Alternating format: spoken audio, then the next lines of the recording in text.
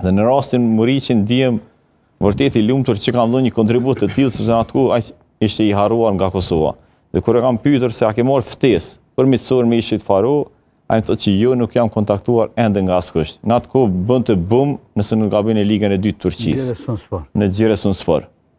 Dhe me njerë kontaktoj Albert Bunjakun, fillimisht e pyes Vedatin që është i gatshëm me lujt me Kosovën, apo jo. Ai thotë që është krenari me lujt për Kosovën, sepse kam ndjekur edhe antarësimin në UEFA, edhe në FIFA Live, edhe mezi pres të luaj për vendin tim. Është krenari e madhe që unë të luaj për vendin tim, dhe do ta shoh nëse do të më ftoj nëse jo. Në atë moment, ja dërgoj numrin e telefonit Albert Bunjakut, e kontakton, dhe pas 3-4 ditësh e pyes Vedatin se a ke marrë ftesë, thotë e kam marrë ftesën, po zbuloj për herë të parë që kemi një problem, thotë. Çfarë problemi? Thotë me 3 qershor kur ndeshja miqësore me ishit Faro, unë kam fejesën, do të fejohem. Dhe nuk e di si do t'ja bëj.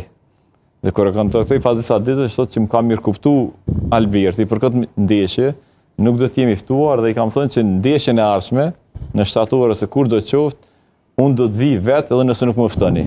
Pra do t'jemi pranishëm. Dhe kjo tregon se ai prej fillimit ka qenë i vendosur që të luajë me Kosovën, dhe është fat i mirë që e kemi sot Vedatin, e uroj që ai nëse nuk e shijoi ëndrrën Kupa e Botës Amerikë 2026, të paktën ta shijojë Evropianin 2028 i bëj thirrje shumë që mos dorëzohet sepse na duhet edhe për Kupën e Botës 2030. Pavarësisht që është